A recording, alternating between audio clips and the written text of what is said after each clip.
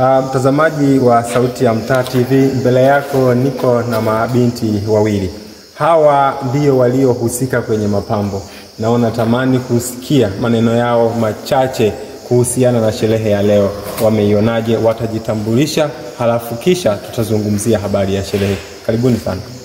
Na kwa majina naitwa Saumu Omari, nipo kidato cha 6 chuo cha HGO. Okay, sawa. Saumu Omari, umeionaje sherehe ya leo? Sherehe ya leo kwa kweli ni nzuri. Iko bomba kabisa. Watu wamependeza pamoja na ukumbi wetu umependeza. Tunashukuru Mungu tumefika siku ya leo. Okay, sawa. Katika sherehe hii ya leo kipi kimekufurahisha?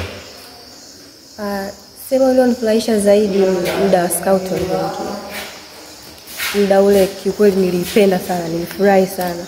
Na sehemu nyingine pia nilipokuja kukata keki hapa, kuonyesha kabisa kwamba kuna umoja kati ya wanafunzi pamoja na watu nje. Okay, sawa.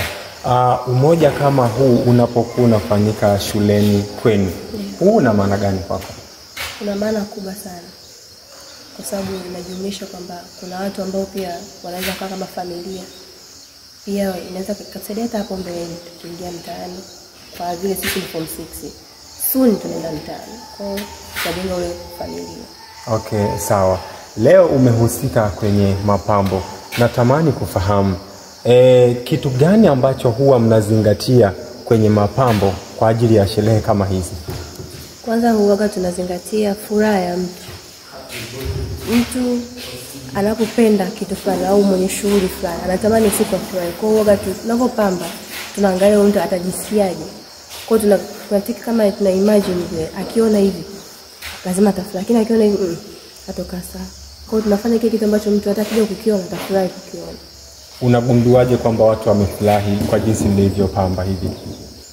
Mara nyingi tunagundua kama mtu amefurahi baada au wakija tu kuangalia ile kabla shule yenyewe haijaanza. Nasema wow, pazuri, oh my god, sio nini, unaweza kutata wengine kuja kupiga picha kabisa. Kwa hiyo ni indicator moja kuonyesha kwamba watu wamefurahi. Wakati wa kupamba hivi huwa mnatoza chochote kwa ajili ya kupamba? Hapana. Hatujatoza chochote kile. Kwa sababu tunaamini kwamba kazi tunayofanya hapa ni kazi ya Mungu.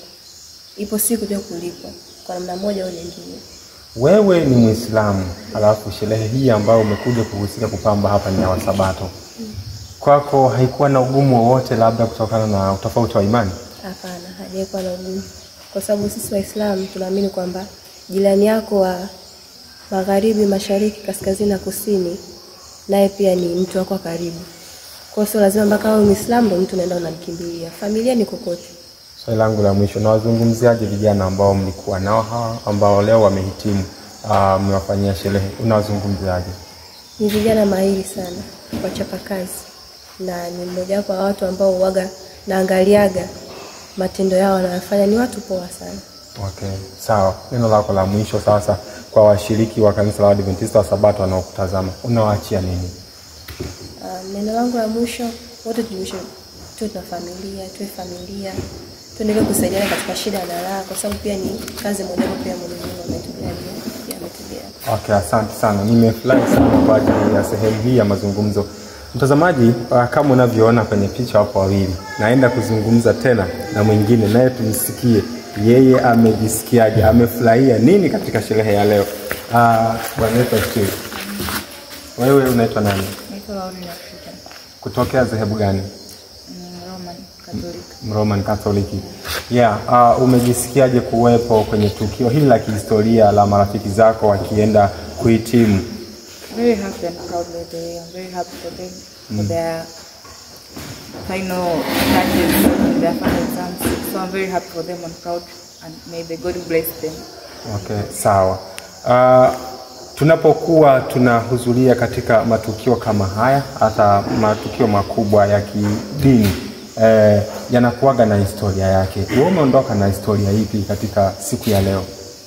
Siku ya leo tunaondoka na historia ya unity, wanaonyesha japo walikuwa wachache but their unity wamefanya kitu kikubwa. Kwanza kwenye kupanga huko ndani kupanga watatu. Yaani tofauti na sherehe nyingine utakuwa kwa wengi lakini bado mambo yanakuwa na changamoto. But kwa siku ya leo sherehe kweli imeenda kutokana na umoja wao na ushikamano. Tukio jingine ambalo limekufurahisha hapa? The scouts walikuwa na perform here. It was amazing. Watu wengi wamefurahia kuperform kwa yule kijana mdogo kabisa Samuel. Na wewe ni miongoni mwa watu ambao wamemfurahia yule mtoto?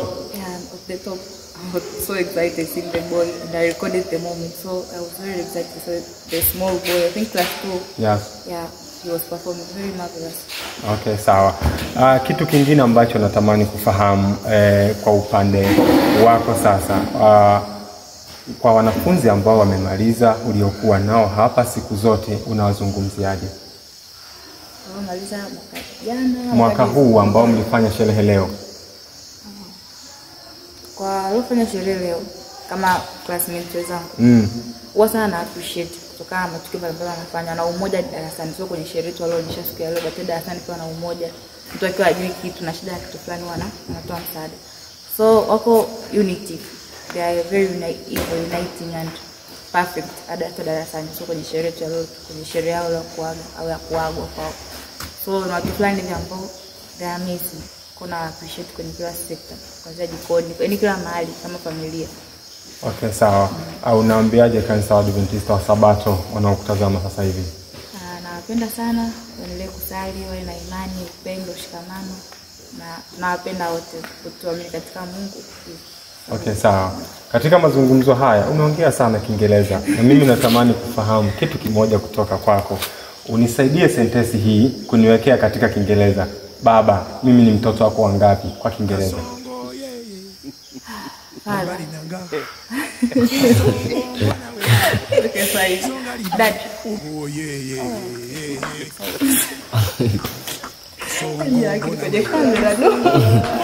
Yes, baba, mimi ni mtoto wako wangapi kwa Kiingereza? Sasa niwekee.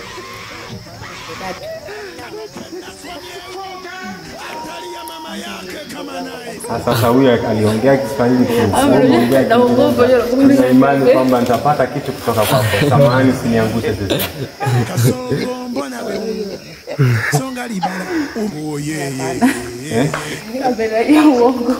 Basi labda nikubadilishie.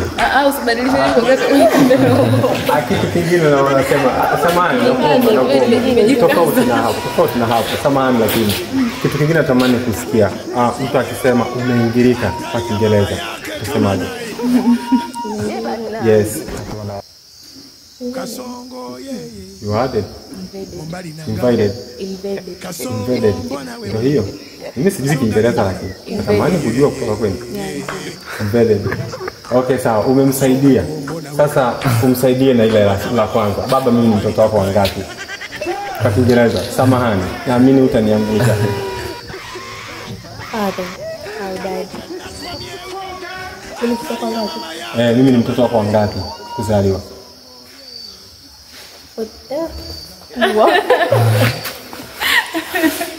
Na mtazamaji, kama tunavyoenda kumaliza hivyo, ilikuwa ni sherehe na mwisho wa sherehe imekuwa ni sherehe. Tumeendelea kufurahia na wapendwa wako hawa ambao tuko nao leo hapa. Tumehitimisha hivyo, na ndivyo mambo yalivyokuwa. Kama wewe umekosa katika sherehe hii ya leo, umekosa vitu vingi sana, ikiwemo gwaride la watoto ambao liliwasilishwa vizuri kabisa. Walikuwepo watoto wadogo sana, umri ni mdogo, hutarajii mambo watakaoenda kuyaonyesha, lakini wameonyesha gwaride kwa ukubwa wake. Lakini pia tulikuwa na mgeni rasmi ambaye ni mkuu wa kituo. Tumefurahi kujumuika naye.